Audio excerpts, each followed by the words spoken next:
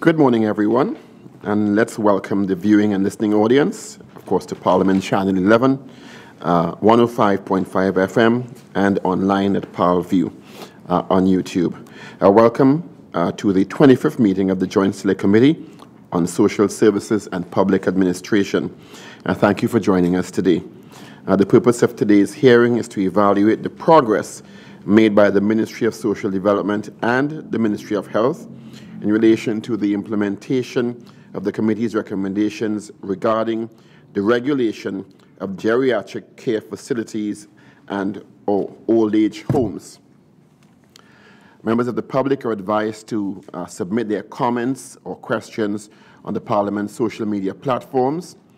I would at this time like to thank my predecessor, former Senator Dr. Daneshwar Mahabir, who served as chairman of this committee from December 2nd, 2015 to September 27th, 2018 for his service to the committee, and by extension, the citizens of Trinidad-Tobago. His service and contribution are appreciated and noted.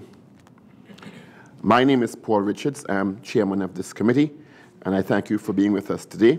At this point, I will facilitate the introduction of the members representative of the Ministry of Social Development and Family Services, and then following that, the Ministry of Health.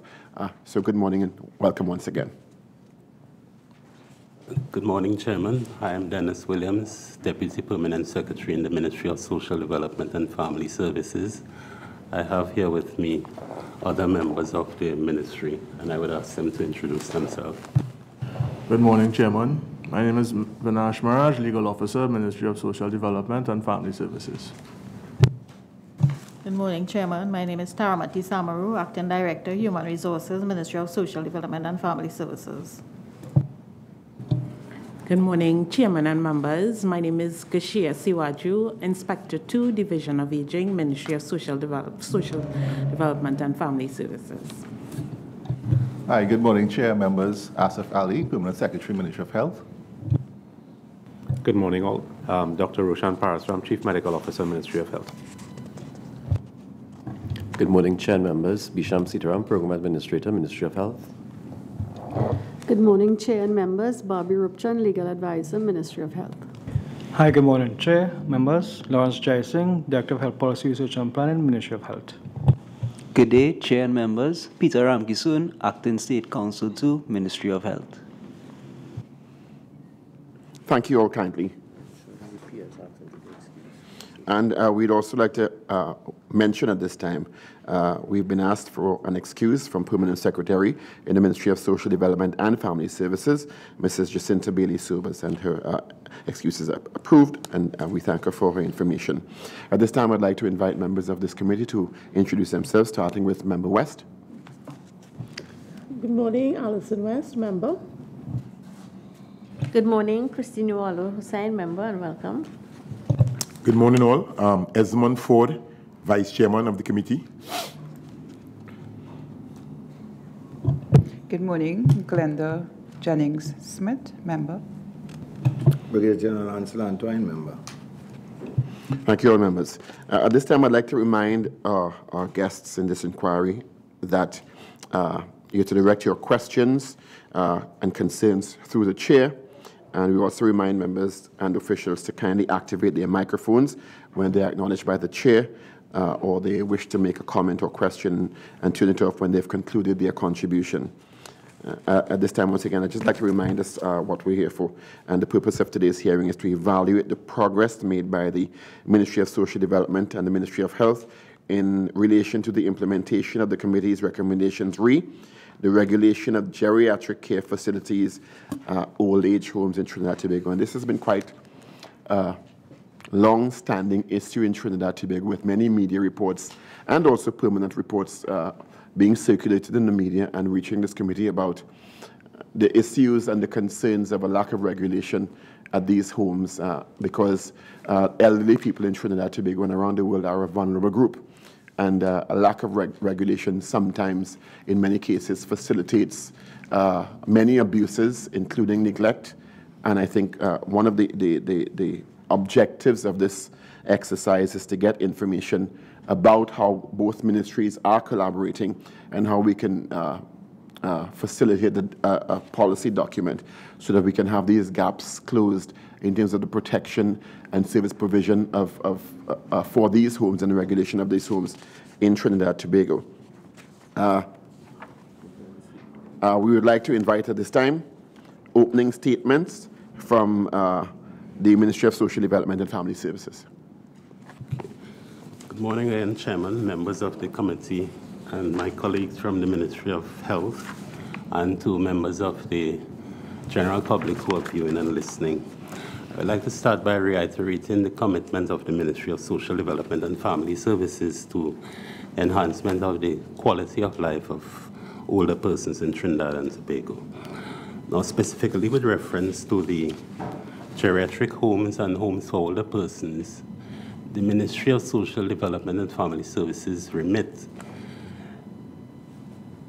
is restricted to monitoring standards of care as well as the provision of subventions to homes for older persons.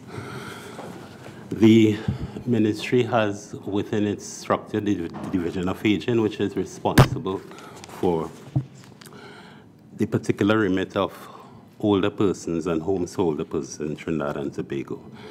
The Division of Aging is responsible for monitoring standards of care. This is done in concert with the Ministry of Health and other agencies, as well as public sensitization and education on aging and aging issues.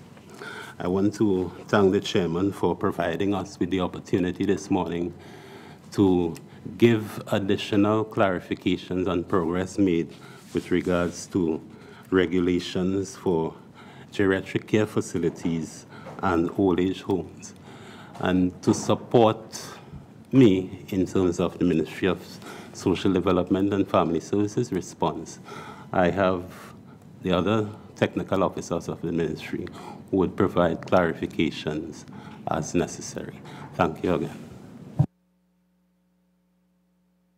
Thank you so much, Deputy P.S. Williams. And now, P.S. Ali.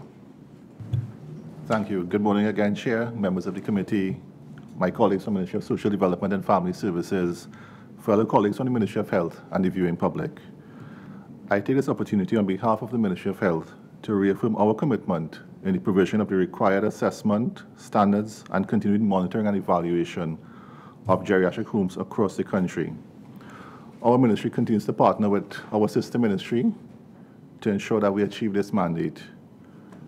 The Ministry of Health expects that coming out of today's proceedings, it will contribute towards promoting greater effective surveillance of these homes so that we can ensure that quality health care and services are provided to the elderly and vulnerable in our society. I thank you, Chair. Thank you so much, P.S. Ali. Let me start by asking or suggesting that in one of your submissions, it was stated, and this is a submission from the Ministry of Social Development and Family Services, no subsequent meeting, and I quote, no subsequent meetings were held between the Division of Aging and the Ministry of Health to assess and streamline the joint proactive approach aimed at enhancing the oversight and monitoring of old age homes in Trinidad. And one of the major challenges identified in speaking with both critical stakeholders is a lack of that sort of collaborative approach and mechanisms to facilitate that kind of collaborative approach, which may one lead to duplication and wastage, and two, working together in terms of these two critical ministries in this context of old age homes and regulation and trying to set about standards of care is one of the ways that we in Trinidad-Tobago can provide for this vulnerable group. So the question is, what are some of the factors that has been hindering the effective collaboration between most ministries on the matter of regulating geriatric health facilities, and in terms of the challenges that you've encountered in more effective collaboration, or has there been progress made in that regard? Chairman, there has been progress made in that regard. We have been meeting. Could you bring your mic a little closer, please? Chairman, there has been progress in that regard. So both ministries have been collaborating on the issues. Could you elaborate on that a bit, please? We have had 2 meetings recently to discuss the way forward in terms of the proclamation of the legislation, in terms of monitoring the homes for older persons with regards to the standard of care that they provide to persons who are resident at the homes for older persons and geriatric homes. Your voice is very soft. I'm going to ask you to pull the mic even closer so that we get everything you're saying. Thank you. Yeah. So as I indicated, we have been collaborating. The meetings have been held with both ministries to discuss the way forward for the Homes for Older Persons legislation, as well as the Private Hospitals Act, as it relates to the standards of care that are provided for older persons at geriatric homes and homes for older persons, that looks at physical facilities, the type of care, the qualification of staff, etc. So these discussions have been ongoing between both ministries. Now, you said that 2 meetings have been held. Yes. What would you say are some of the takeaway points from those 2 meetings in terms of some sort of workflow and timeline moving forward? Because well, this has been a long in terms of the takeaway points with respect to the Homes for Older Persons legislation, as you would be aware, one of the critical issue is the proclamation of that legislation. So we have itemized, we have come up with a way forward and determined actions and timelines towards having this legislation proclaimed by June 2019. June 29th, yes, 2019? Yes. And what are the significant steps on the way to that proclamation, given that you've now outlined the timeline? There's need to review the regulations. The regulations have been written since 2009, so there's need to conduct some review of that. We propose to complete that by December 2018. There are procedural manuals that had to be prepared. That's one of the key prerequisites for proclamation. We have completed 3 of those manuals. There are 2 more to be completed. We propose to complete all manuals by January 2019. We would need to have stakeholder consultations on these draft manuals, which we propose to conduct in February 2019. Then we go for cabinet approval for the facility review team. The facility review team is a creature of the legislation. It will be that team that is a multi-sectorial interagency team that would do the inspections of the homes in keeping with the legislation.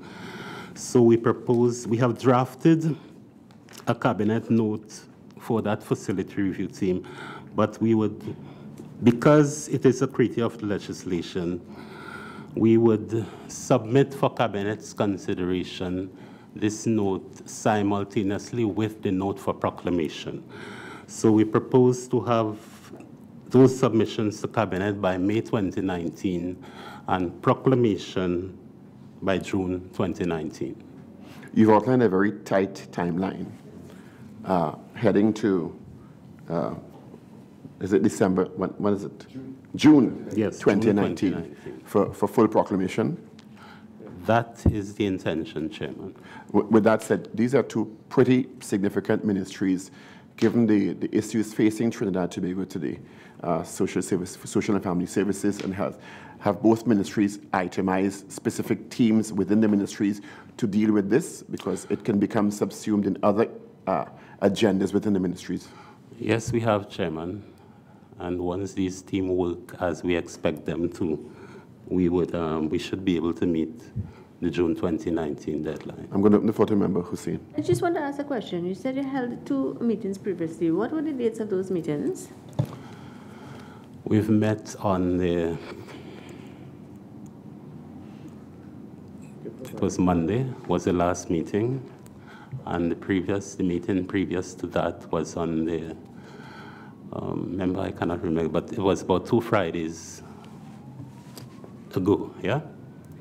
But so in the last 2 weeks? Yeah, those were the last 2 meetings, yeah. Again, in all fairness to our new chairman here, I have been a member of this committee since the commencement of my parliamentary term. right, we would have met with the Ministry of Social Development in this same room on November the 16th, 2016. That was the first meeting date. And then we met with both the Ministry of Health and the Ministry of Social Development simultaneously in this same room on February the 15th, 2017, right? And again, same point, same opening statement that would have been made by the chairman. Where are we today? You all would have met, you said, between the last two, well, let's say the last month. In all fairness, let's say the last month. But what has transpired on the ground within the last 2 years? We would have made visits to I'm seeing one member who I remember was on the team with us when we visited, right? The director of aging, Ms. Rouse, was with us. We visited 3 homes. We identified certain issues, certain concerns as a committee. What have been done with regards to those issues? Yes, we are here in the proclamation of the Act, what you're going to do, your timeline, your review of regulations, your procedural manuals. But with regards to the day-to-day operations of these homes, what have been done within the last 2 years? Well, within the last 2 years, member, the Division of Aging has been implementing its role and function in terms of inspections, responding to complaints of several kinds, and resolving those issues. It has been an ongoing exercise of the Division of Aging, and that's what has been happening, at least from the Division of Aging standpoint.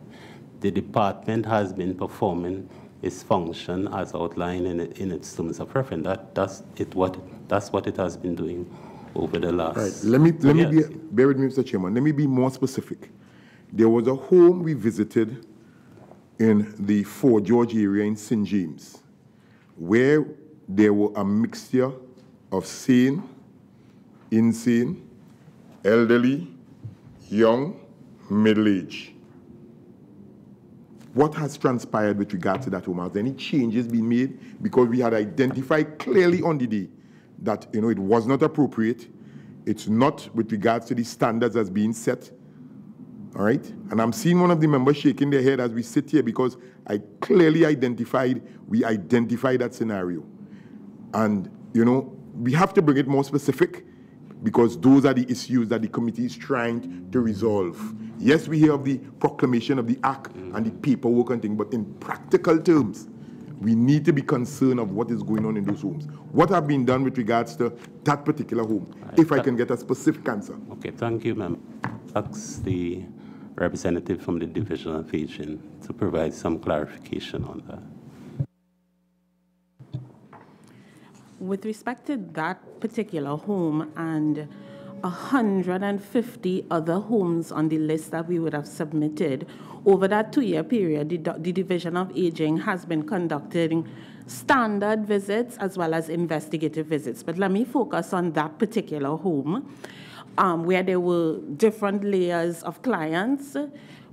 The Division of Aging has Remit for type 1 and type 2 homes, and that is specific to geriatric patients. We are finding scenarios where there are a range of persons with mental health issues. So when we go into these homes, we're finding a range of clients, and we're regulating homes in accordance with our remit to enforce type 1 and type 2 standards.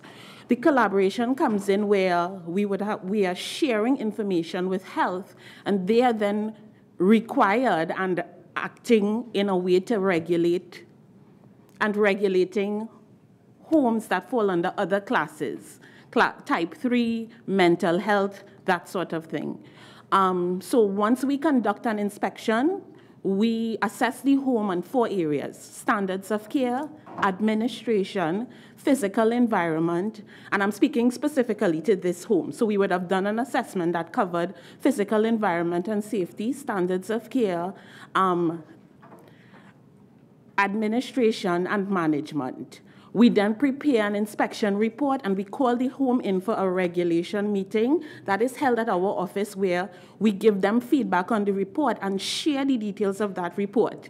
This report also establishes the level of non-compliance that we found. It's categorized from level 1 to 3 based on the severity of the non-compliance issue, and each non-compliance issue then has timelines for enforcement.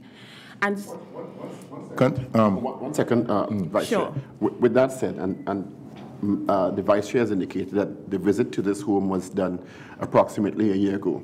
And he's also indicated the alarming circumstance that persons who are mentally competent are being mixed with those who have mental health challenges and other different layers as you outlined.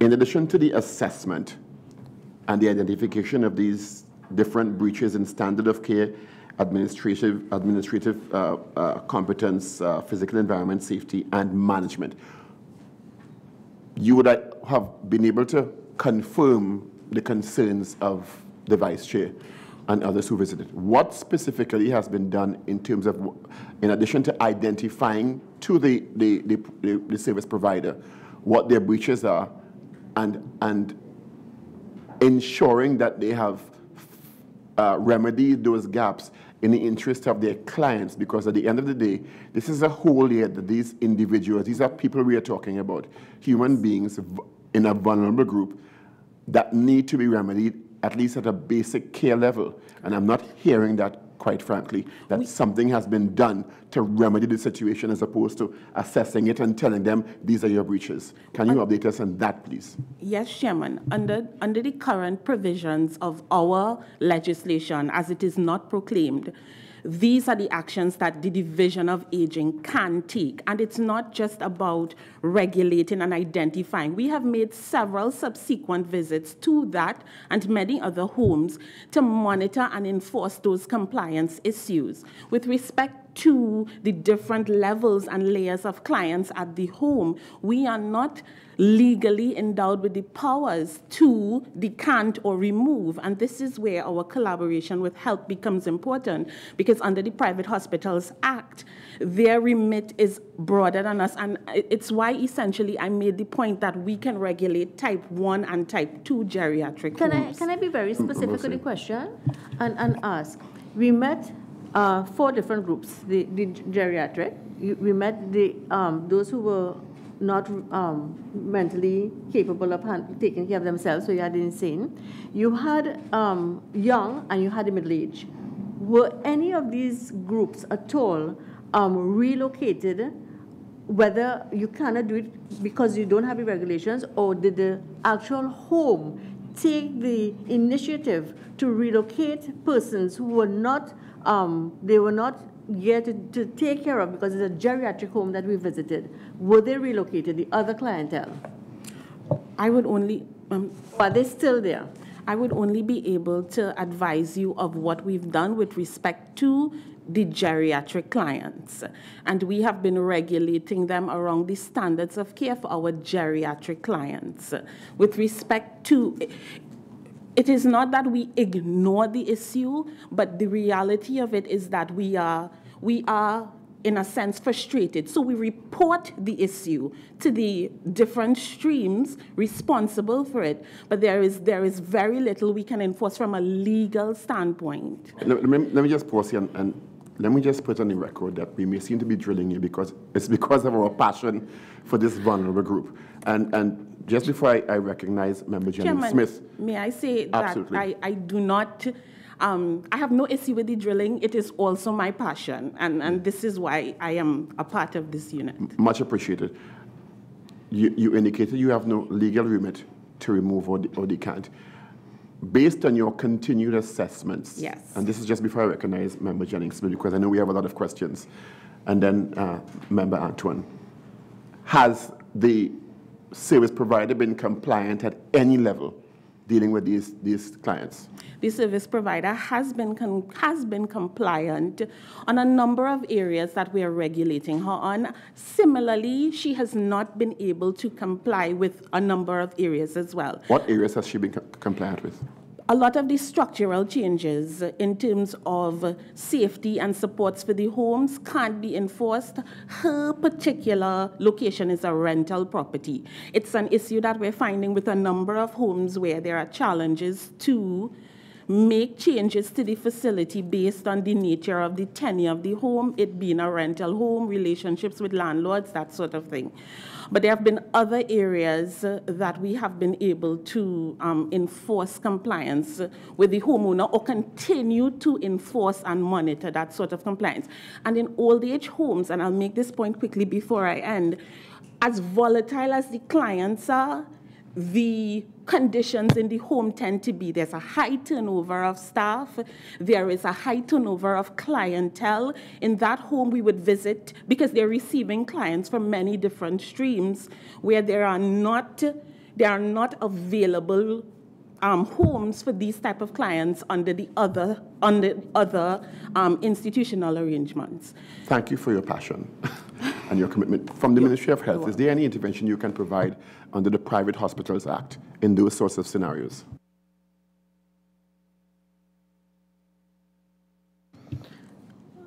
Most of the homes would have to be licensed under the Private Hospitals Act.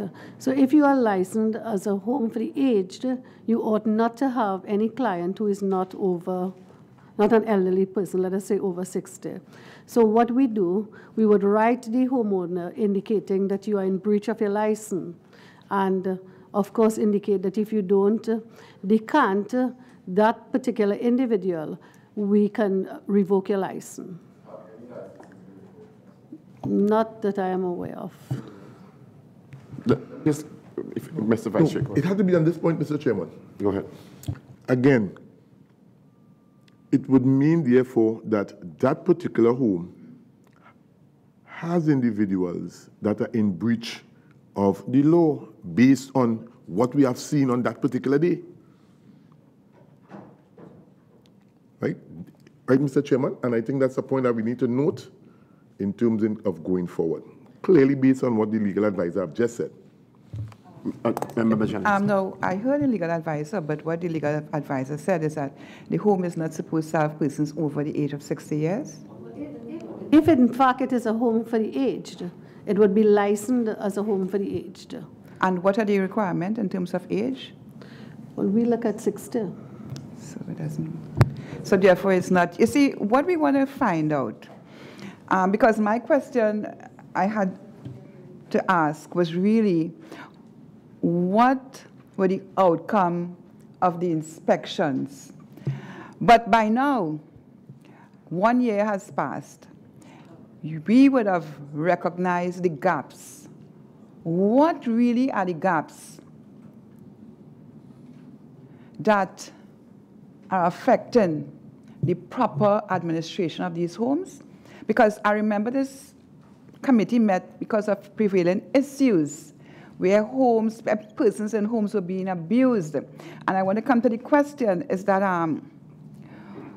with regard to the 66 homes that were subjected to inspection based on complaints against the home through the Older Persons Information Center, what were the outcomes of these inspections? Can you answer that? I can, Member Chairman, through you. The 66 homes, we received reports through the OPIC Center on 66 homes. Various complaints, myriad complaints. Once we get a complaint, we conduct an assessment and an investigation. So we would have gone in, we would have conducted assessments, we would have then taken steps to resolve. But I want to step back a little bit and indicate that the issues underlying these complaints are not necessarily directly clear-cut cases of elder abuse where criminal intent is established, and there are layering issues.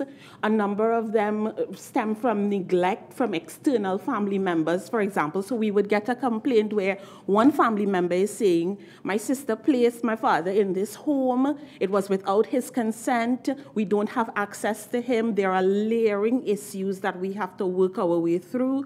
And there are a number of cultural issues that also impact what we go in to do. So it's not always a case of there is a perpetrator, there is a victim. And that being said, the ones where we found evidence of that, where we went with the police, we would have then referred those cases to the police for their furtherance. We still do our compliance and regulation, but we are not trained to handle, of course, the criminal part. And then there were a number of cases where we could not find evidence as reported because of the timeline within which it would have been reported. So we would continue to monitor those homes because we're not just going in for the case. When we go in, it may be for the case, but the home doesn't have handrails, they don't have grab bag. We are regulating those things. So we would have actually resolved 30 of those cases. I'm interested in the cases where you forwarded to the police. I would need to know how many of those cases were submitted to the police, where some criminal intent was recognized, and what were the outcomes of those matters. We would have submitted 6 of those cases to the police.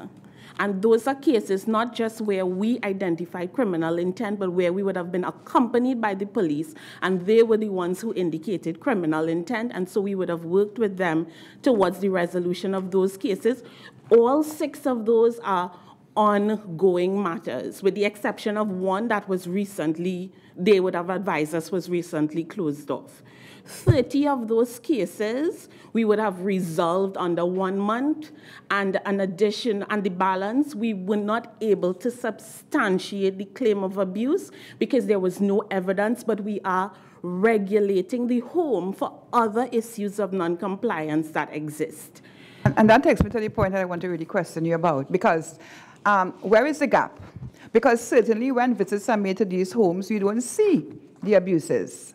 So can you tell us areas that you identified that could create an environment of comfort for the aged at those homes, where we would not have the situation existing for these type of offenses to be committed in those homes very secretly? Can you tell us what are the areas you have identified? Because we talk about proclamation of the act, and I want to ask if we can do something to have a partial proclamation of an act to deal with these issues which seem to be existent very quietly. It is difficult to view those issues, but with proper regulatory practices, it could impact on the occurrences of these acts. So tell us, can you say from the experiences and the investigations that were conducted, what were some of the gaps that you recognized?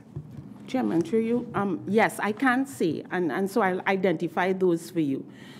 Training of carers and caregivers is a huge gap because elder abuse, as we all know, can be intended or unintended. So what we found is that some of these carers don't even know they're abusing the residents, the type of abuse that they're committing, just the violation of the residents' rights, barring them from things like a telephone or access to relatives. Some of them don't know. Some of them identify, well, we're just following instructions. So it's training, not just at the carer level, but at the management level. In a number of homes, the issues of management tend to be the issues of the home. So inefficient management usually translates to a very poorly run home. There are a number of structural issues, as I identified. Because of these homes are in rental properties, they are unable to comply with a lot of the physical requirements and equipment. They can't put in handrail. So you have violations like no privacy for residents because they can't put in screens. And then one of the largest gaps is what we have identified as a cultural shift in Trinidad, in that a number of these people in the homes would have been placed by their family members who would have visited these homes with the substandard conditions and still place them there. So there tends to be almost a shuffling off of care. There needs to be, in my opinion, and I would assume in the opinion of the ministry, a real robust public education campaign. We can only regulate so much. It has to come alongside education, because we are finding challenges where people don't even, when we identify certain things, they think it's fancy, when it's the basic right of the resident to have. So it's about education, it is about training, and it is about, at some point, and your point about partial proclamation is such a relevant one, we have to be given the full powers to be able to do this thing in a real way, because this is our make-do right now. And I acknowledge that it is insufficient, as I assume the rest of the officers and the ministry does. But those three areas are the real. Right. Just a point before I go to Member Antoine and then Member West. One of the points you made, which I agree with, is that there needs to be a cultural shift in Trinidad and Tobago. But very often, in any jurisdiction, the state has to set the benchmark for standard of care, because as you indicated, operators in some instances are running a business and taking in people. Families are shuttling off loved ones, if I can call them that in those cases, because in some cases love is not shown or care is not shown. And they are doing the best that they can do, but the state needs to establish the benchmark for standard of operation and standard of care. And of the four areas which are extremely intertwined, standard of care administration, public physical environment and safety and management, they all impact on each other. Before I go to Member Antoine, and yes, the full proclamation of the 2007 law will go a long way in giving you the legal remit you have. But there is law that can be applied. Presently, to me, that is not being applied, and the legal officer just indicated there are breaches that have been identified by the Ministry of Social Development on different tiers. There are breaches from if I interpret your commentary correctly, under the Private Hospital Act, as evidenced by information from the Ministry of Social Development, that the Ministry of Health can act on and send a strong message. And it seems to me, and please correct me if I'm wrong, I don't know who wants to take this, maybe the permanent secretary or one of the legal counsels, that there is a reticence to act and send a message that you are breaking the law because citizens are being neglected and abused. And if the Ministry of Social Development has carried out assessments for 2 years and a year, and they have evidence of breaches and evidence of non-compliance after several interventions, someone has to act within what is presently the law. Chair, if I may, thank you. I fully agree. From the ministries and the legal advisors spoke to it, the homes have to be licensed. What we've been doing at the ministry is going through an exercise to have those homes licensed. A lot of those elderly homes are not licensed. We've written to, I think, all of them that we are aware of from the database that we share with Ministry of Social Development and Family Services. How many of the homes are not licensed? What percentage? Our database shows there are 217 homes existing based on our information. We currently have 1 home licensed. Could you repeat that, please? We have 1 home licensed. You have 216 homes operating in an unlicensed regime. These are the homes for the aged, Chair, yeah. That should be shocking to Trinidad and Tobago. And what sort of interaction have you given the unlicensed homes in terms of their non-compliance legally, in terms of operating these homes illegally, that's what it comes down to, and timelines for compliance? Because if homes are unlicensed, they're breaking the law. And if they're breaking the law, they are probably not meeting the standard of care required under 4 categories outlined by the official from the Ministry of Social Development? And what have the repercussions been in terms of shutting down these homes? And I know it's a social issue because you can't put people on the street, but certainly some sort of process has to be initiated. Chair, if I may let Mr. Sitaram speak to that. Mr. Sitaram handles our Private Hospitals Act in terms of regulating those homes. Thank you. Thank you, PS. Through you, Chair. Coming out of the meetings with the Ministry of Social Development, we now have established a shared database. All of these homes that the Ministry of Social Development would have provided oversight for, we have now officially written to them. We have informed them that they are in breach of the law and they must comply by coming in and being registered. In terms of our licensure, we do have an inspection team that we have involved and included the Ministry of Social Development in, so that before a license is actually issued, they are inspected, a report is generated, and then the license is issued. With respect to complaints and respect to homes and compliance, since those letters have gone out, we have had a number of homes coming in to register and to apply for licensure. What is the number? I like specificity.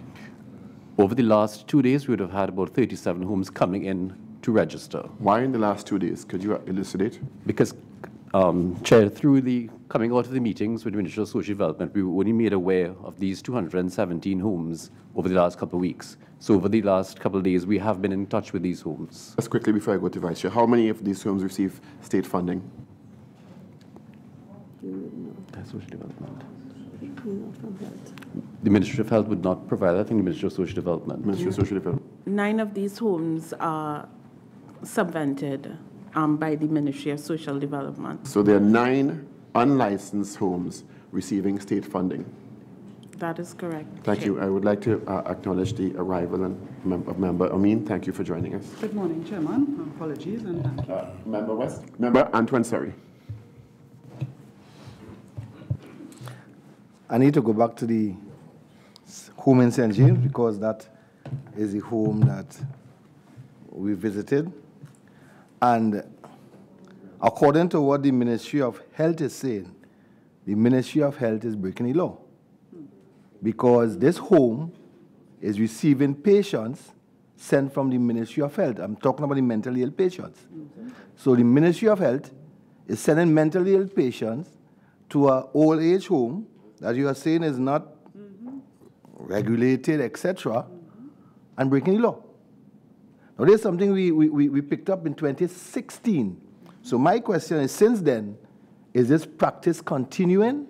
Is the Ministry of Health continuing to send patients to this old age home? Right? And what is the present position of this matter?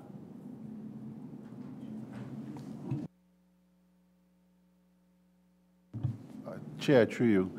Remember, I'm not aware that we were sending patients to that home. The Ministry of Health does not send patients to homes. So I don't think we're sending patients anymore. I could confirm that. But as far as I'm aware, we're not sending any patients to the home. That came up in the previous meeting, that is a sort of a decanting center. When people are finished with their medication, etc., they are sent out of the center and hospital to homes. It was clearly identified at that particular home. Right now, we could spend the whole day at that home. You see, that particular home alone, we could spend the whole day at that home. My question is, in terms of the 9 homes that are funded, is that one of the homes that are receiving funding? That's one. And secondly, what's the total quantum of the 9 homes that are receiving on a yearly basis? What's the figure? And let me just add to that, Vice Chair. What is the pre-qualification criteria for receiving funding?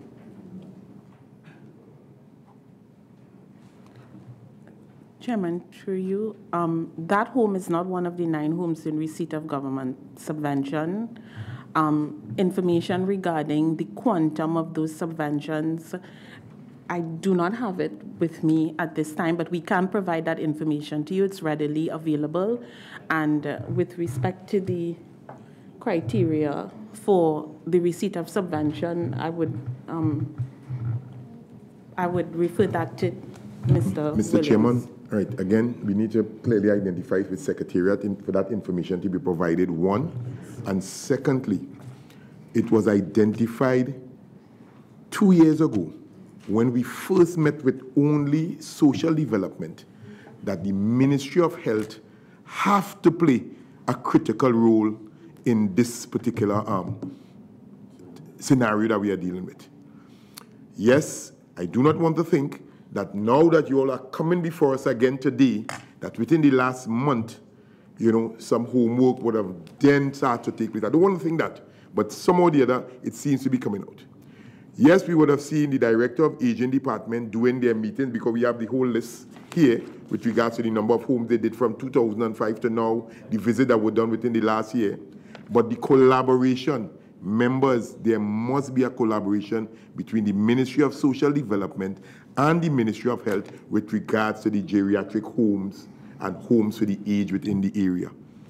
It must. If it do not take place, we would have a long-term effect that is really would not be for the benefit with regards to our country. And Mr. Chairman, you know, I asked a question prior relative to the outcome of investigation.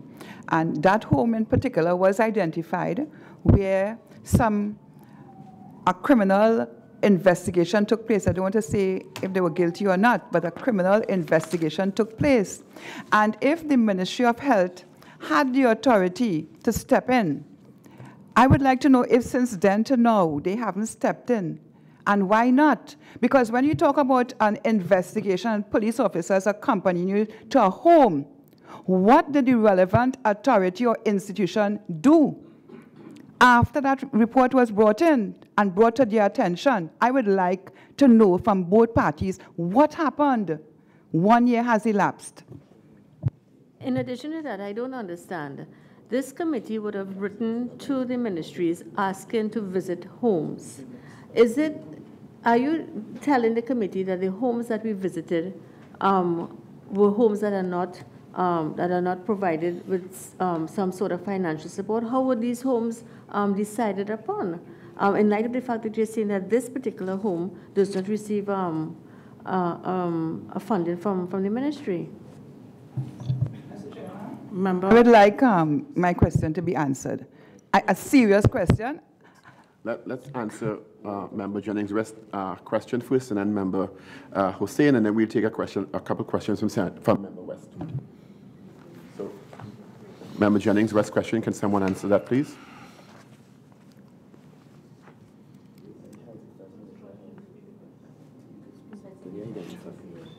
Member, would you like to repeat the question please? My question is that we are speaking about homes that were inspected. And the question I brought up was the fact that there were criminal negligence at a particular home where police officers accompanied the members from social services. And I'm saying that if the Ministry of Health had the authority to step in and deal with the issue of the legitimacy of that home, why didn't they step in when we had clear evidence that something was not right with that home? Police officers accompanied social welfare officers, and investigation had commenced. I had asked earlier what was the conclusion of the investigation, but my question is to the both parties. Why did the Ministry of Health did not step in with that home? And two, what was the conclusion of that inquiry relative to that particular home in St. James? Ministry of Health. Thank you, Chair, through you. For feedback from my team, it would appear that we were not aware of that visit or of that issue. Definitely, if we are aware of it, we would investigate and seek to address it. And will you provide a written report to the committee on that, please? Yes, we will. Mr. Just Chairman, 1 second. Member West has been holding a while. Yeah, and we want a timeline on the question. In a week time, please. Chair, there's obviously a gap between the responsibility of the Ministry of Social Development and the responsibility of the Ministry of Health. And people are falling through the cracks. So I'm wondering whether, since you have begun to get together, whether you are now addressing that gap so we move away from that situation, whether the legislation that's currently drafted gives both parties the powers that they need to properly administer and monitor the situation so that we can offer proper health and security to our elderly in these homes. Chairman, through you, once the legislation is proclaimed, it would provide that kind of power to the relative agencies to monitor. Mr. Chairman, you see in this country, people live through gaps. Criminal offenses take place through gaps. And when we have both ministries standing and giving excuses for issues after 1 year, this is how criminals flourish in this land. And it's very sad. Because I asked the question, because I actually worked in St. James. I am very much aware of that issue. I'm very much aware of that issue. And I'm aware too that nothing has happened since then. And we have two ministries before us, Mr. Chairman, and both ministries are given excuses. One ministry is saying if you have the legislation, another ministry is saying there is legislation, but nothing is happening. And in the meanwhile, other persons are flourishing and continuing with these acts. Add to what the member is saying. You outlined that you had 2 meetings recently in the last month. Would that be correct? Yes, Chair. Did those meetings include a workflow for dealing with all the issues? Because I'm getting the impression, and please correct me if I'm wrong, that a lot of the emphasis is placed on the proclamation mechanisms for the act and not really updating each other, because quite frankly, I'm shocked to hear that the Ministry of Social Development is aware of the issue identified, the critical issue identified by Member Jennings Smith, and the Ministry of Health is claiming ignorance on it.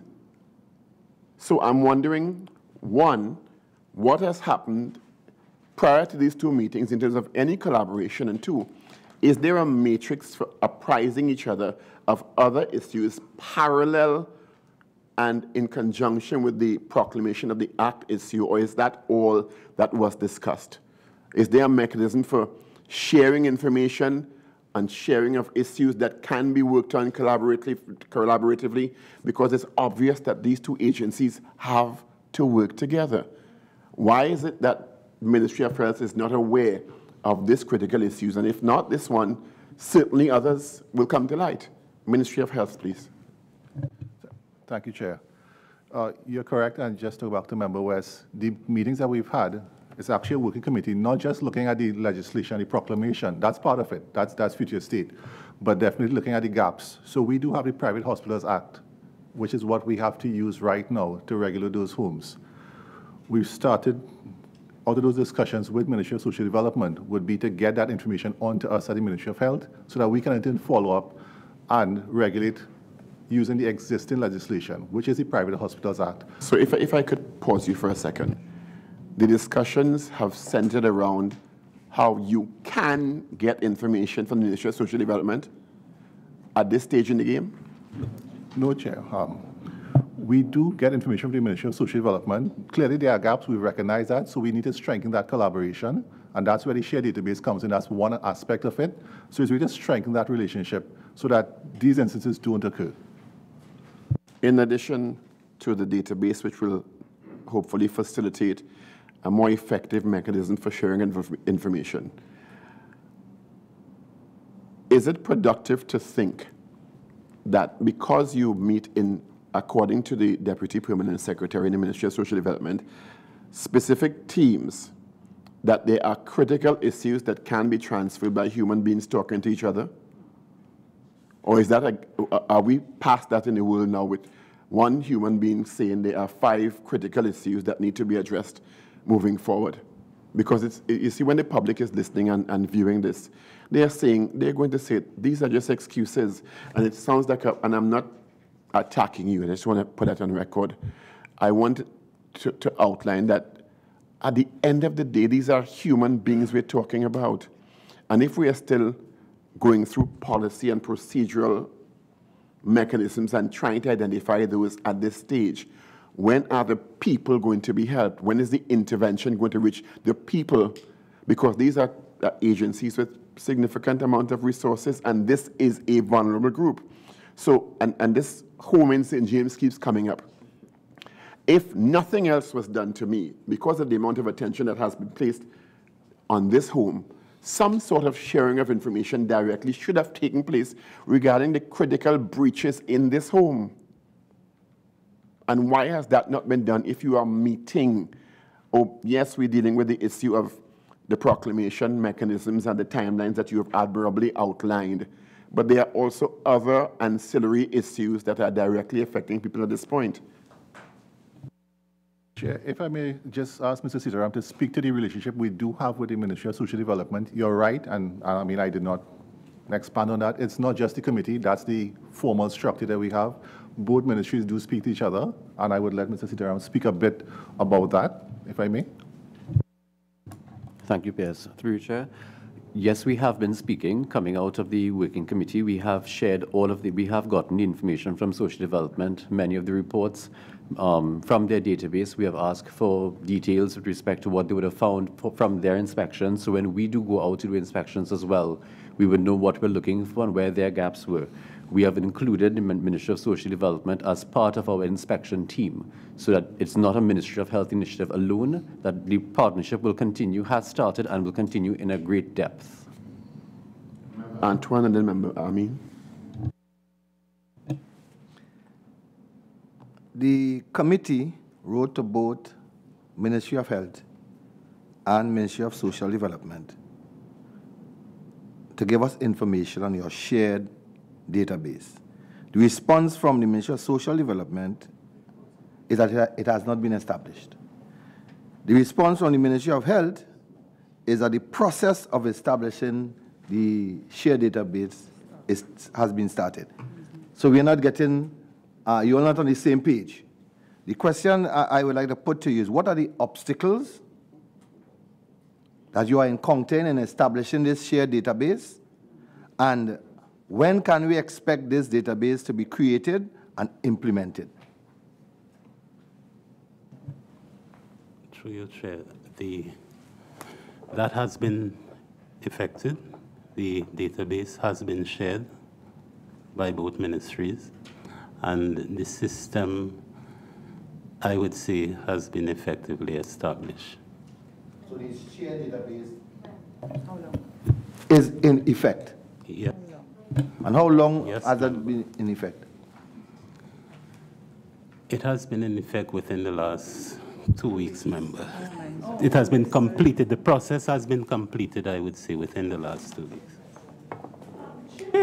I think the concern that all the members have is that action is being prompted at a time when the ministries think they have to come back and report to us.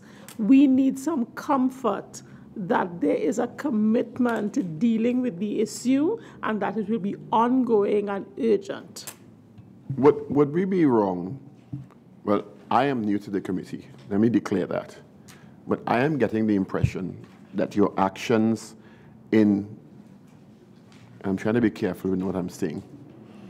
In many instances or many issues we have started to interrogate today, as a direct result of this committee's intervention and forcing your interaction. And there has not been a fervent mechanism developed for that before this, so that, and a results-based mechanism at that, as opposed to a document response report mechanism. Because results are what we want here at the end of the day. We could be told, we're working on this, and this is in train, and we're developing mechanisms, but at the end of the day, it has to resound to results and intervention for people. Would I be wrong to assume that the meetings in the last 2 weeks are directly as a result because you knew you were coming before this committee? Chair, if I may speak on behalf of my colleague, no, the meetings were not held just because we were coming into the committee. I agree that there has not been the sense of urgency that should have been evident on both ministries' part, but it is not, we did not meet because we are coming to meet before the committee to report to the committee. I agree there has to be more urgency on both ministries' parts. We have to become more results-based and to have specific timelines with regard to specific action items. Yeah, I consider you all professionals of the highest order. So I do understand how, at this stage, we are looking for agency. Member Amin, and then Member West, and then Member Hussein, please.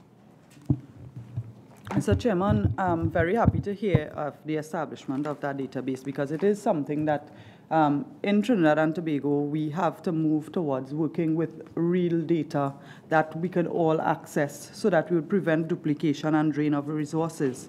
One of the other things that I look forward to in terms of standardization has to do with the standards for these homes to operate.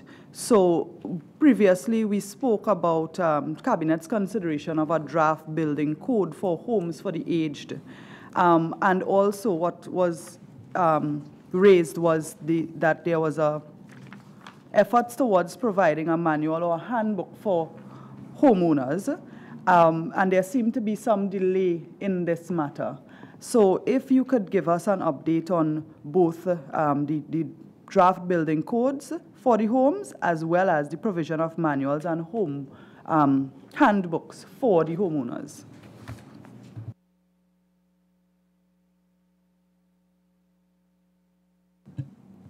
Chair, through you, with respect to the draft building codes, those codes are currently being reviewed by the Ministry of Planning and Development.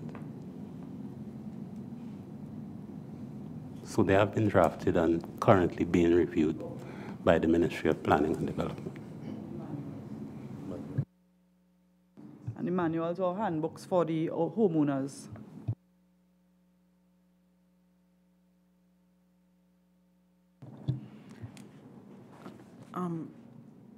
Chair, through you, 3 manuals have been completed and 2 are at different stages of completion, because there are a total of 5 manuals that would have been derived out of the regulations to kind of just draw down for homeowners on how they actually enforce the different provisions for standards and safety and those things. We've completed 3, and in accordance with the timeline given, consultations for those 3 are to be done in February. The licensure manual was one of the areas where there was some challenge. I know coming out of the working committee, there is a commitment from health to help us with, because we've not done it before, implementing those licensing regimes. And there's also a manual and administration, which is at about 60% completion. Just to go back before member intervenes, regarding the draft building codes for the homes for the aged, the understanding is that Cabinet requested some clarifications on the draft building codes. Have those clarifications been provided? And how has the ministry assisted in providing those clarifications on the building codes to Cabinet?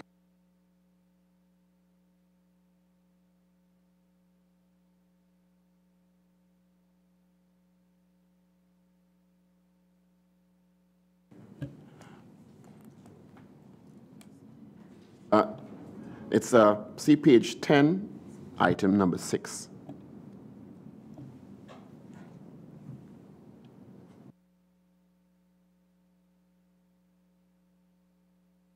Do you prefer to provide it in writing in a week?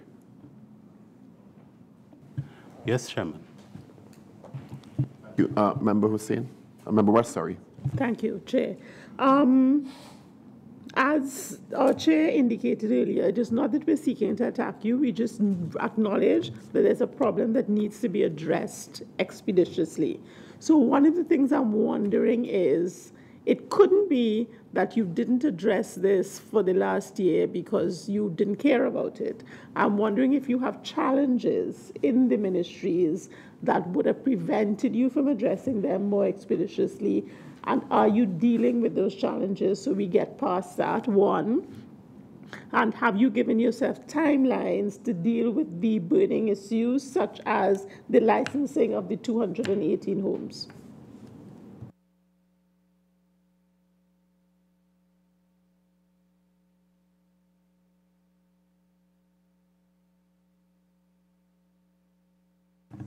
Through you, Chair.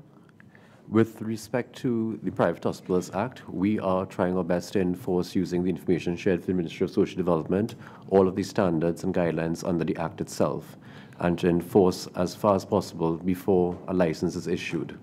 we do commit to take as much action with urgency to get this done within the shortest space of time. Member Hussain. Sorry, I just wanted to come back to the database. You indicated that there's a shared database now.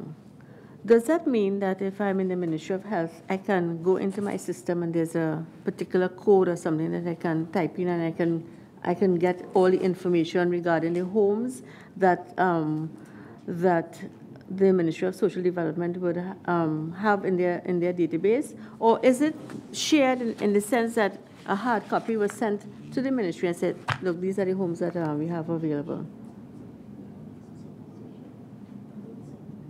The database is actually an electronic database, so we have been getting the data together into one compiled database so that it's shared between both the Ministry of Health and the Ministry of Social Development. So I'm asking now, going a little bit deeper. So I have a home that is in the database. I'm now in the Ministry of Social Development, and it is red. It is red because there's a problem with compliance that may be something that the Ministry of Health has to deal with. If Ministry of Health, can Ministry of Health go into that database right now from their computers in the Ministry of Health and see that there is a home that is highlighted red with an issue? Chair, through you, I'm answering your question partially. Yes, you can go into the database on either side of the ministry. The database is not at this point in time that proactive where it flags issues, but the data is on the database. So yes, from either side, persons from either ministry with the appropriate privileges can access the database. So all I can do really is go up on the database and see that there are these homes for this particular, in this particular area, meaning not just location, but it's geriatric, it's children, it's mentally incapacitated. But how would you know, the Ministry of Health know, that there is an issue with a particular home? If you don't have that capability in your computer system right now, electronically, is it that someone has to pick up a telephone and call you, or send an official letter at this current? Chair, through you, Chairman mentioned earlier the issue of communication, and remember, ideally we will be working towards that sort of functionality in the database. Right now, yes, it could be as simple as a phone call. If there are issues that come up, we do speak to each other, and that is what we're working towards, so that it's not that you have to wait on the system to flag it to you. We can speak to each other and say, listen, there's an issue at this home, and then we would kick in our response at that point in time. That's the ideal because of the database. Yes, it is. Chair, I want to butt in here because I want to remind the ministries before us this morning that there's something called commingling of responsibility, which is duty of disclosure. Duty of disclosure. In that when one ministry has an issue, it is a duty of the ministry to disclose to the other ministry, because you call it commingling of responsibility in law. So therefore, I would say that you need to recognize that fact, the duty of disclosure between the two ministries and going forward. Mr. Vice Chair, just here's a question, and then Member Weston. Just to follow, because I didn't get a response to my question on the challenges of the ministry. I know the two ministries are challenged by having a lot of responsibility. And I don't know, for example, if they have sufficient resources to properly and efficiently address these issues. So if I can get a response on that issue, and if you don't have sufficient resources, are you addressing that? From the standpoint of the Ministry of Social Development and Family Services, there has been some staffing challenges which the ministry is working to resolve. I'm going to come to that. Might I add, following what Member Jennings indicated, we are asking, or we are seeking to regulate an industry and apply a certain standard of care to homes for the aged and elderly in Trinidad and Tobago, and a certain level of responsibility on those homes. But we can't do that if we seem to be abdicating our own responsibilities. And we are the ones who sit in positions that have been given certain level of resources, though they may be limited, but there are still things that we seem to be able to do that we are not applying. which may be seen as a type of attitude, as the official indicated, a general cultural, sociocultural attitude to this group in Trinidad and Tobago, which we want to see changed through our and your good works. Vice Chair. Thank you, Mr. Chairman.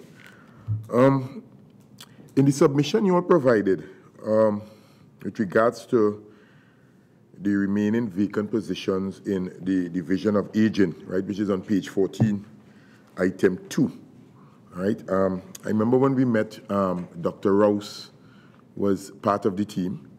Does Dr. Rouse play any role at present within the ministry at any level, consultancy, advisor, or anything of the sort? No member. No member, right. Dr. Rouse is so on right now, Ms. Siwaju, correct pronunciation? Right, Siwaju? It right. is. So you are, according to the document before us, Inspector 2, and you are acting as the Director of Aging? Is that correct? I think I heard that statement when you introduced yourself. Chair, through you, no member, I did not make that statement, and I am not officially acting as the Director of Division of Aging. So therefore it's Inspector 2? I am the Inspector 2. In the Division of Aging? In the Division of Aging, I'm one of 3. One of 3? I'm one of 3 Inspector 2s, but the only current Inspector 2. Okay, so the other 2 positions are vacant? Correct. Right. So in terms of seniority in the Division of Aging, you're the most senior person? Yes, member, at this time. At this time, right. So you have to be walking in the footsteps of Dr. Rouse? There are some very big shoes to fill, but yes, right. And in the interest of getting things done. Sure. You know. And to follow up on the chairman, in terms of your passion, we have seen it, it is identified. The thing about it is that what actions, I don't know, probably the PS, what actions have been taken in order to ensure that a Director of Aging is put in place? Does the ministry, your ministry as the Deputy PS, have any directing, or you have to wait on the public service? Let's give us a little highlight in terms of how soon the Director of Aging is a contract position. What is so it's a contract position, and it is still in process. A decision should be made soon on that.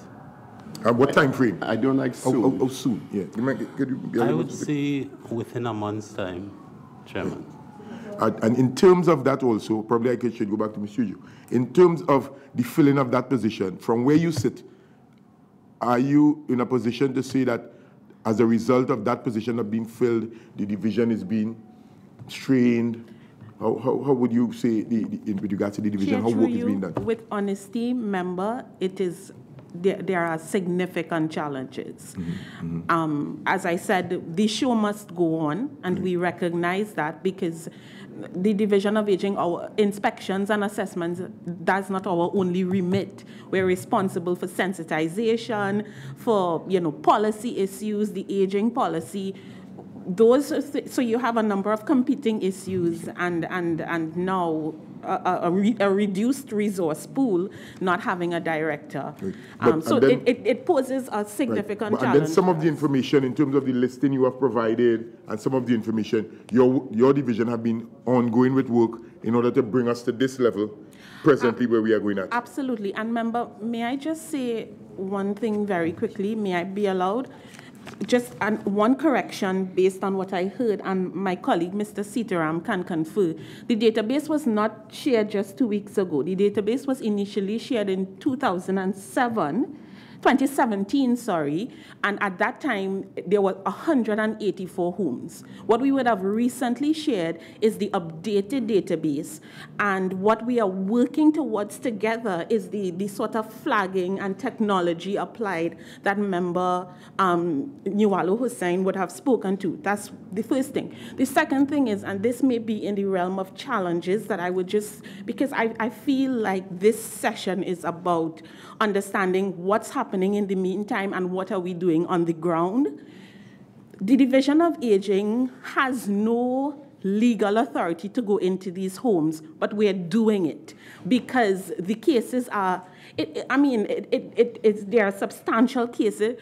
One of the things that the working committee is working on is that health previous arrangement was reactive in that the process for inspection and licensure would begin when a home comes in and makes an application. We are working on a proactive where we don't have to wait for the homes to come in. We are now attacking it from, and that's one of the major areas of collaboration that was not mentioned. So, in the context of the issue of your earlier submission on the manuals, re-administration and licensure, which you indicated are 30% and 65% completed respectively, yes. 30% for administration and 65% for licensure.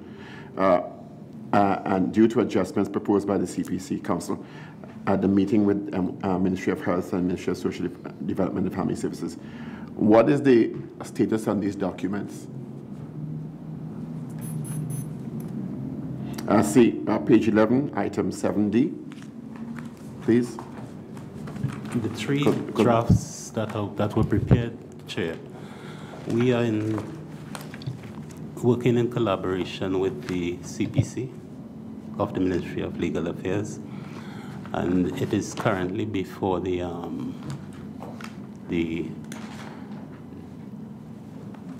deputy for some review on it. So we would, once that is completed, we would finally conclude on those three. Again, can we get a specific timeline, a projected timeline, please? Because it seems like we have to pull teeth to get timelines. So as I indicated when I outlined the timelines that it's up of the inquiry. It's included in timelines you indicated before. We propose to complete the drafting of those manuals by February 2019. All right. In addition, going back to the question the Vice Chair asked about the status of the position of Director of Aging and the other positions to be filled. The issue of elderly care is a specific science inclusive of gerontology. And what is the status of, one, assessing the professional competence in Trinidad-Tobago as it exists, to know what the gaps are, given our hope to regulate this industry and provide the kind of care that is required in terms of standard of care.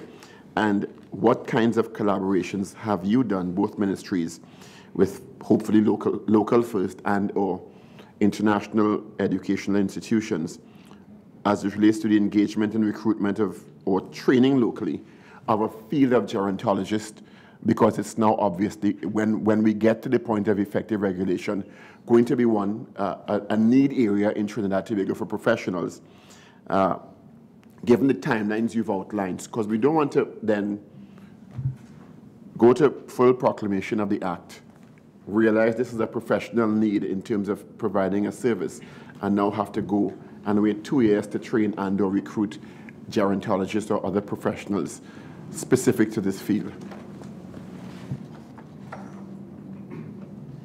Okay, Chair. I think the way we do inspections are important from a public health standpoint. The Office of the County Medical Officer of Health has responsibility for inspection of the homes within their purview, which is 8 in Trinidad and 1 in Tobago. And the way the inspection team works is that a senior, either the CMOH themselves or the medical officer of health, accompanies the team, which include public health inspectors, district health visitors, which are nurses, as well as the members from social development. In terms of the remit, having picked up a problem, if there's a medical issue, the referral pathways are the usual referral pathways through the institutions. They are referred to either the psychiatric services, internal medicine division. In terms of the cadre of geriatric specialists in the country, I believe it was raised at the previous joint select in February of 2017. At the time, we would have had 2 local nationals of Trinidad and Tobago that were trained in the field, and actually back in Trinidad with the University of the West Indies as part of our cadre. They have since left the country. In asking the medical board of the number of specialists that we have registered in the country, we would have had those 2 plus another officer. So there is a shortage and we have recognized that quite a number of years, 2 or 3 years ago. The locals that returned were supposed to actually assist us, but they have returned to the United States based on their own accord for personal reasons. We have sought through Ministry of Education to let them know of the need. So there's an ongoing need that we have communicated in writing to Ministry of Education, and they have amended their list that they have from the Ministry of Health to have geriatric specialists as part of the listing. But we have been unable, to be honest, to convince the persons in the country. We have tried through TTMA, the Trinidad-Tobago Medical Association.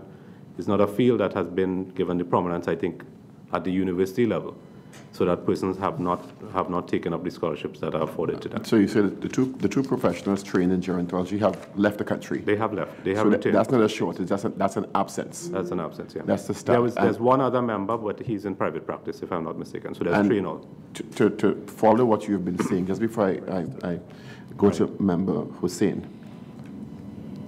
if I am a young person or a middle-aged person with even the slightest interest in gerontology, right, looking at this inquiry and looking at how much work has to be done, it's not going to inspire me to invest 3 years or 5 years in studying this, because it may not seem, let me put it that way, that the sector is organized enough to sustain my investment. So I think if and when, let me say when, be optimistic and say when, we get all the ducks in a row and the kind of regulation that we need and the proclamation of the Act and the systems in place for effective monitoring and administration of this sector, I think we will see a lot more people deciding that it's worth their time, because it's a lucrative, based on the Central Statistical Office data alone, we're an aging population. So it is a huge area of interest for people who want to be in this area. Member Hussein. Yes, thank you, Chair. 2 things, but I just want to come on this first thing as we're on it. I remember in your opening statement that you had indicated that is Ms. Siwaju, sorry, that when you were looking at it combined, that you were looking at the issues of the not just the infrastructure, and also you're looking at the certification, the qualifications of the persons who are in the care. And if it is that you're looking to put this in legislation, you're putting it in law, it means therefore that we will have the law, if you're hoping to have it proclaimed in June of 2019, and we don't have the requisite qualified persons because they've migrated and there's no appearance of any interest. It means therefore that you're putting in a law that will be violated almost immediately. You know, it's just a thought. But I wanted to come back to, you indicated for the position of the director, you said in 1 month's time. When was that this position should be filled? When was this position advertised?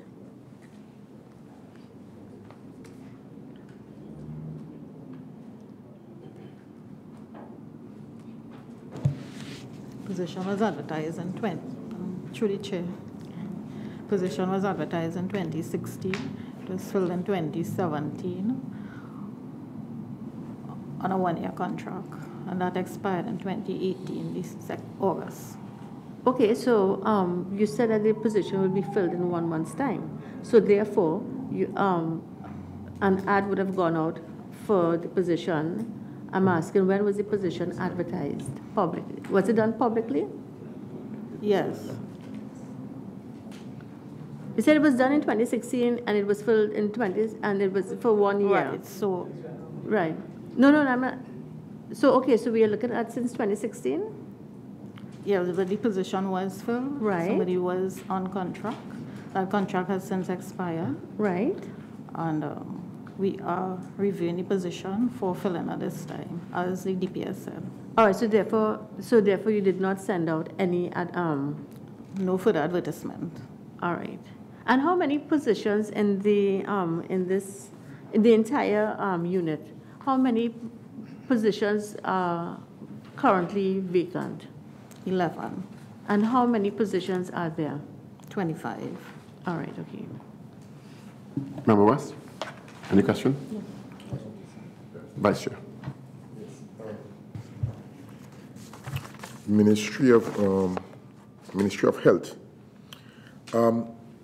With regards to the revised structure, based on the response to which was sent to the Ministry of Finance for fiscal year 2018, which is on page 3 of your document, item F, Roman numerals 2, right, the fee structure, right?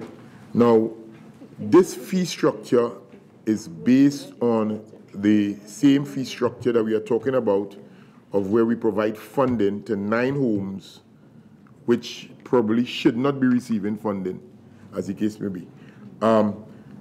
In terms of, again, the collaboration between ministry, the Ministry of Finance would be aware that we are providing the funding for homes that are not legally supposed to be receiving funding.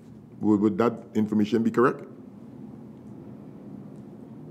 Chair, through you. Remember, we don't provide the funding to those homes. That's Ministry of Social Development, so I can't answer that question. Can't answer that question.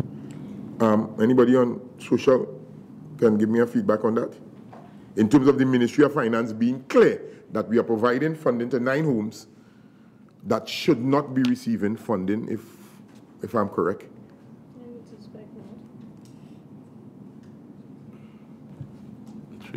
Can the member repeat the question? Okay. 9 homes, we identified earlier in the session that 9 homes receive funding based on the Private Hospital Act. We are providing funding to 9 homes. Of the 9 homes, is the Ministry of Finance would be totally aware that these 9 homes are correctly supposed to be receiving the funding? You know, how clear, in terms of being totally clear that these 9 homes are receiving funding, legitimately receiving the funding? When you say how clear, member, could you? Okay. 9 homes have been identified are receiving funding from the Ministry of Finance. No, from the Ministry of Social Development. Ministry of Social Development. But the subvention would have to be coming from the Ministry of Finance Division? Or in terms of your budgetary allocation, it would be identified? So it would be identified. But we have a document which was provided by you all, which is saying that a revised fee structure has been identified, right? Which is clearly on page 3, item F, Roman numerals 2, right? So my question is, has the Ministry of Finance completed consideration of the revised fee structure for homes? Yes. Chair, if I may, member, so the fee structure that's in our response speaks to when a facility has to register under the Private Hospitals Act. They have to pay these fees. There's a fee payable for registration. Okay. So that's not the same as the subvention. It's not the same as the fees that we... Yeah. Oh, I see. They have to pay this. I see. Yeah. Okay. So these are fees when you come to register. This will be the breakdown. Based on the number of clients, you pay accordingly based on your size, or along those lines. Okay. Yeah. So it's a totally different fee structure as versus the funding that is provided. Okay. Okay. Yeah. But still, as we're on the topic, this consideration, how, in terms of the revised fee structure, has it been considered as yet? It has been revised for the Private Hospitals Act. They have, so remember, Chair, through you, there are different categories, members you see, medical hospital, maternity hospital, home for the elderly, etc. An effective date implemented as yet? So yes, it has been. There has been amendment, but it's not to all of the categories. I just want to make that point. It has been amended for the medical, surgical hospital, maternity hospital, to those two categories. So is it correctly to say that from the Social Development Ministry, the Division of Aging, this would not cater for that? This fee structure for the geriatric homes? Is there a provision? It was not amended. It was not amended? No, so the current fee structure still stands. What was for geriatric homes? Yes, okay. Yes, for geriatric homes. Yes. That take me to, sorry. Yeah. No. In your last submission as the Ministry of Social Services, you indicated that provisions to allow the ministry to issue notices, orders to cease operations pending the completion of investigation should be considered an insertion in the proposed revised aging policy instead of an amendment to the legislation. And I say that because we are waiting a proposed amendment to legislation in June of 2019. But you yourself suggested that you all could do an amendment to your policy. And I want to ask the question, have the necessary amendments to the Home for Older Persons Act been finalized? Chair, through you. The requisite amendment, well, firstly, based on our consultations with CPC, we were advised that we shouldn't proceed at this point to make any amendments to the substantive act, the Act of 2007, right? And where amendments need to take place, they would take place via the regulations, the 2009 regulations, which we have a timeline here to review and to resubmit for.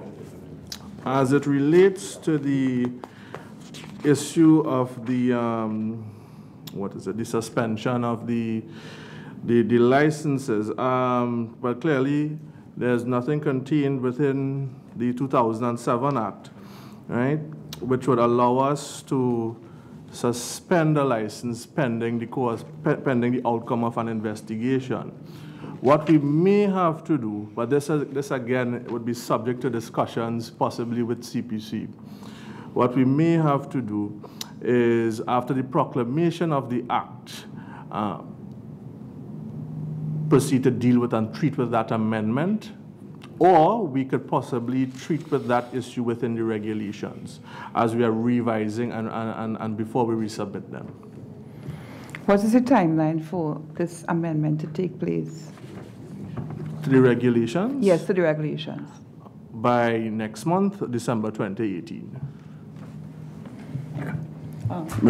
Chairman, just a follow-up.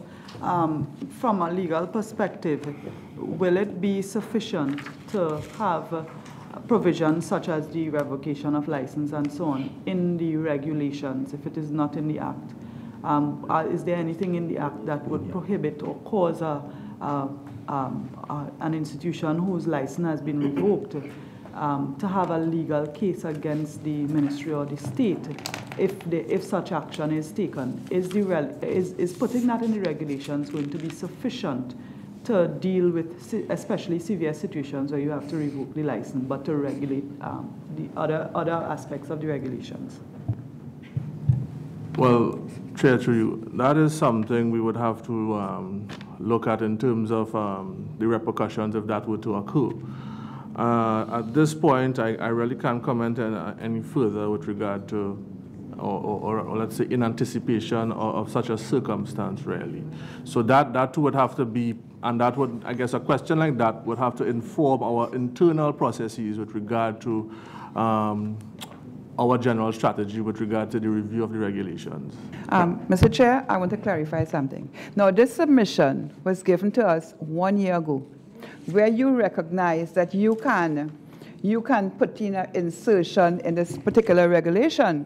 Now, you are now telling us that it takes you 1 month to do that, but 1 year has elapsed, but nothing has happened. Can you tell us why nothing has happened? Was there bottlenecking or something happened?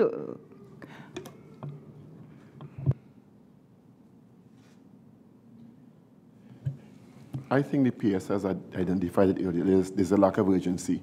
Member West? Yes, Chair, I am concerned that we are progressing with, or seeking to progress with the legislation through drafting and publishing of regulations.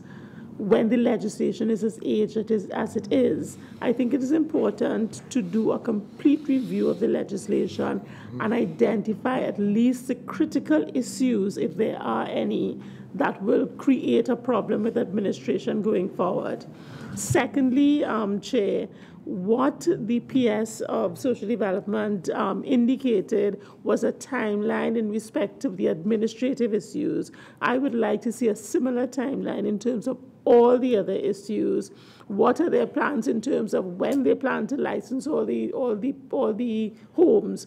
What is the schedule of visits? Those kinds of things, so that we can know that there is a specific path in front of us that we are seeking to follow. Agree, there general timelines, but no specificity in terms of the overall comprehensive of overall. Just before Member Nawal Hussain goes ahead, just as a matter of interest, and this is to the Ministry of, well, both ministries actually.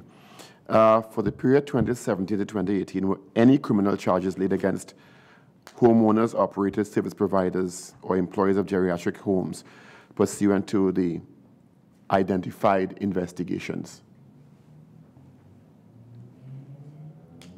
I think you said one matter was concluded.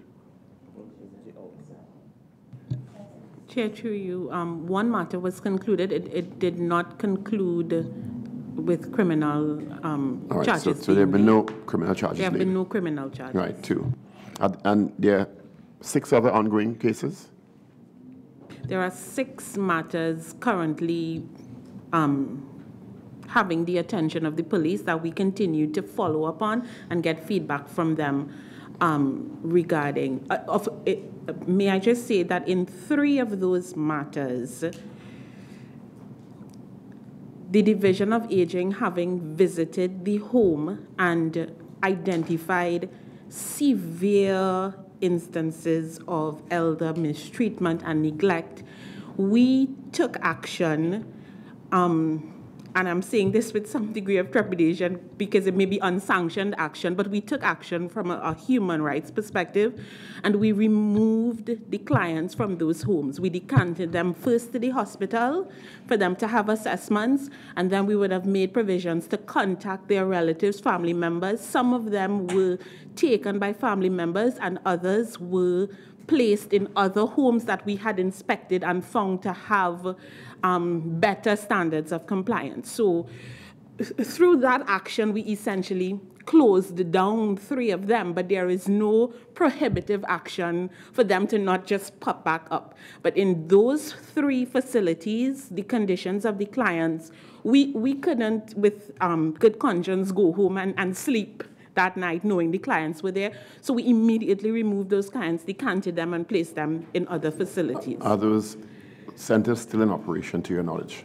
To my knowledge, those centers are not in operation. However, the information, the ability for us to know whether they've just relocated to another area or not, it's limited. Could you provide those centers in writing to us, please? The names of those 3 facilities? Yes, thank you. Certainly. Also, has there been a listing or an indication of particular centers based on your assessments and your repeated assessments at that have not fulfilled their obligation to be compliant based on your sightings of breaches that you would have passed to the Ministry of Health that could have been actioned through the Private Hospitals Act? Chair, what we have is we have analyzed the data that we gathered through inspections to establish degrees of non-compliance. Because we're not in a licensing regime, we're not summating a good home versus a bad home. We're regulating in accordance with degrees of non-compliance over the various areas. So, for example, under the area of standards of care, 33% of the homes that we inspected were non-compliant with the majority of regulations relating to standards of care. And we're still sorting through those issues as to how it would translate to a licensing regime. That's great, but what my question is really intended to get at is, in your assessments, just as with the cases that you felt in good conscience could not continue to house clients, I am sure in the 217, one of which is legal, there are centers that you know in your heart of hearts and in your conscience that are in breach of such a level of breach that you have to find some legal way of, quite frankly, shutting them down. And what I'm asking is, although you didn't disaggregate that information, some information could have been passed to the Ministry of Health that they can act through their legal remit and identify and have those acted on in accordance with the law? We do have that information, and more than in my heart of hearts, we do have that information in terms of our assessments of the home. We produce an inspection report that is very detailed and details just that. So as part of the working committee and what was originally shared, yes, that information is available for health to take action. And how many homes would be on that shortlisting? And I'm talking about homes that you really feel don't meet a benchmark for occupation of clients, because we have to get at some answers at this point so people can get a sense that something is being done to protect the vulnerable group. Of the homes that we've inspected, I would say we have found maybe about 30 of them in that extreme condition of non-compliance. That extreme condition. Minister Weston, Member Weston, Member. Just in respect of the request you made for information on the homes that were where the patients were decanted, I would recommend that we ask not just for the names of the homes, but for the operators, because people can reopen under other names. Agreed. Member Hussain. Just to come back to something that you indicated. Now, I know that you indicated some of these homes or most of these homes do not receive funding from the ministry. However, as a patient, as a client, a social welfare check for elderly can be submitted to the home. If I receive a social welfare check, that check, in accordance with the arrangements that you made with homes, can be sent to the home so that that check can take care of the person's, the client's needs and so forth. What happens in a case like that? Because you're declaring that this home is not fit for taking care of an elderly client, but yet the social welfare department would submit a check to the home to provide care for that same client. Chair, that would be done as per the client's instruction, so that is the client's right.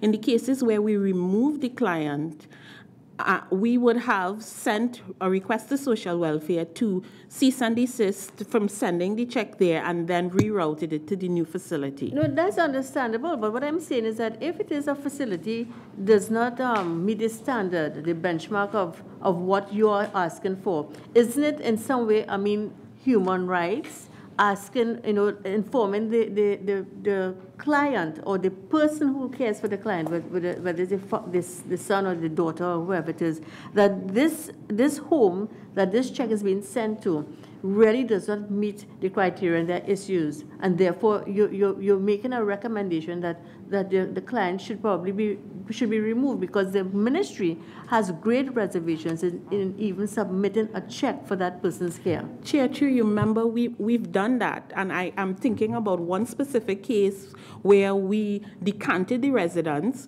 we stayed on the compound and made calls to all the family members to meet us there.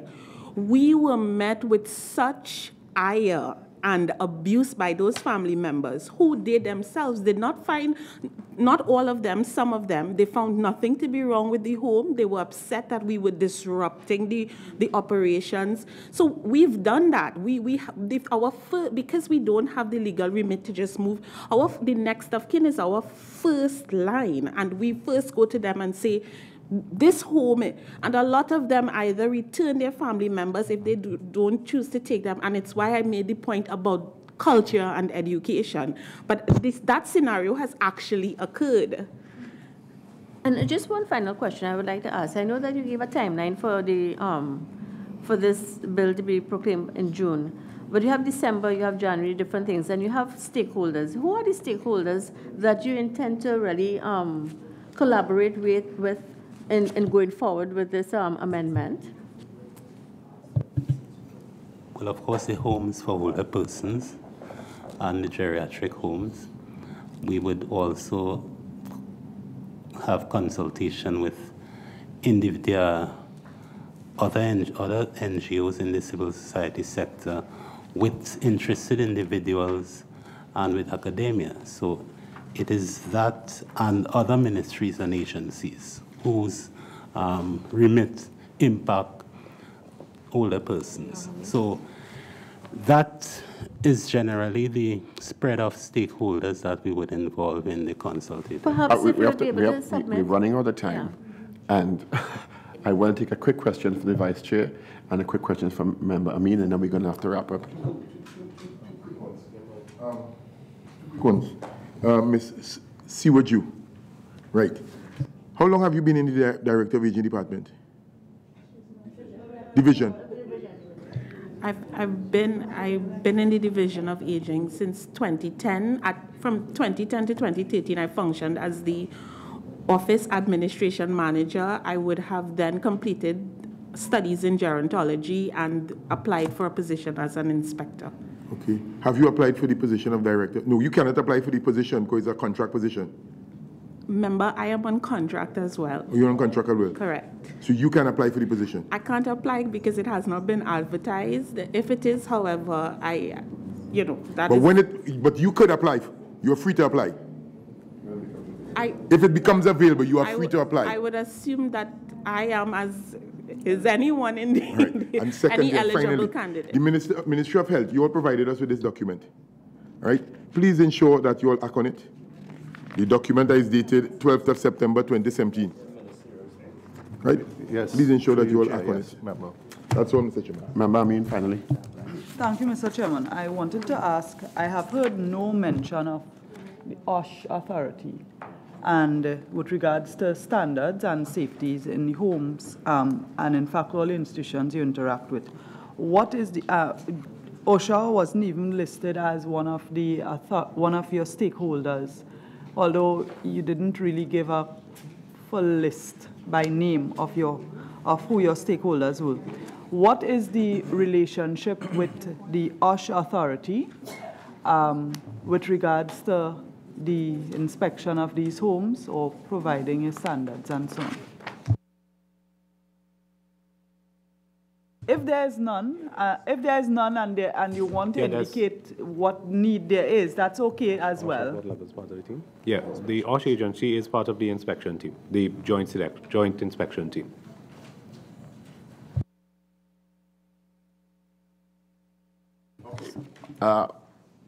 Can we just invite closing remarks first from the Deputy Permanent Secretary Williams and then from the Permanent Secretary Ministry of Health, Mr. Ali, please. So thank you for this opportunity, Chairman and members. All of the advice, suggestions you have given us, we will take it on board.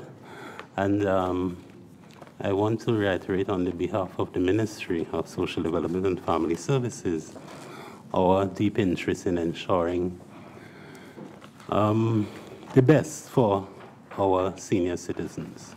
The Ministry and its department, and I'm sure the Ministry of Health as well, has been functioning with, well, challenges of various kinds, and we give you the commitment that we are committed to doing all that is necessary for our senior citizens.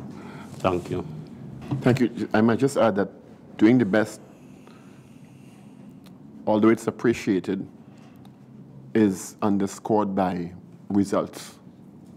So effort is one thing and it's appreciated, but results is what is tangible for especially this vulnerable group. P.S. Ali. Thank you, Chair members.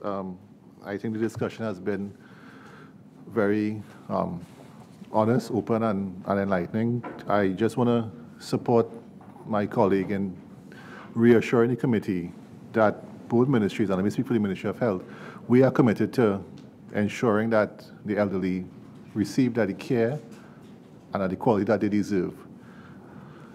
There needs to be greater collaboration. I have taken that on board. We recognize that between both ministries. I have also accepted, Chair, and I fully agree, the issue of results. We have to be able to measure, to quantify and measure what we do so we can determine when we do it and how we do it and how well we've done it. You have our assurance of the Ministry of Health that we have taken on board the recommendations, the suggestions, and we will be working towards addressing those deficiencies that we have been identified. Thank you. Thank you all. Sorry, and the information that has been provided.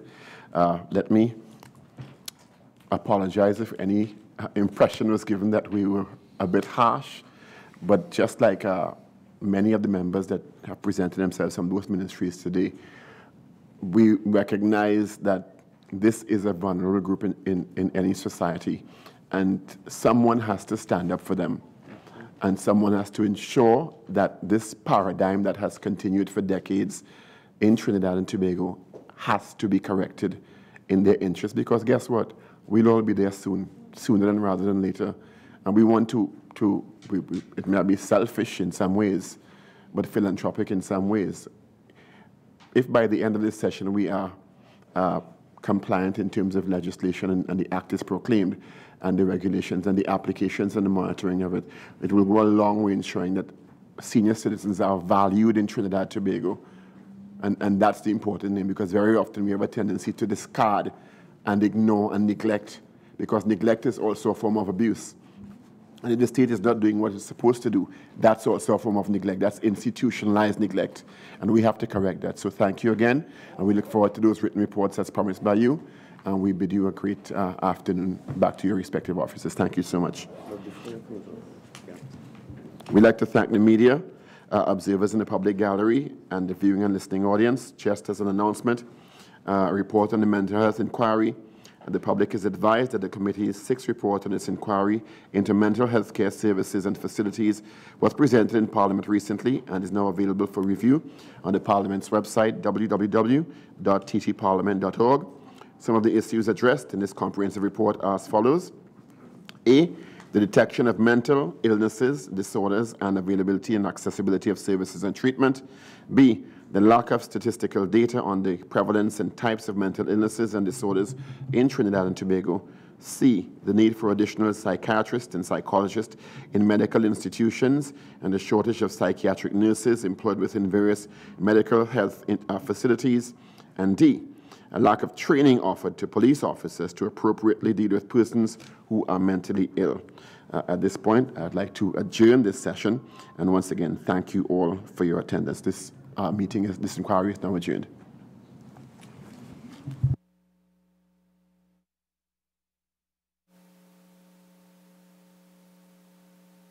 Could we just hold back for a quick meeting after? Yeah. Thank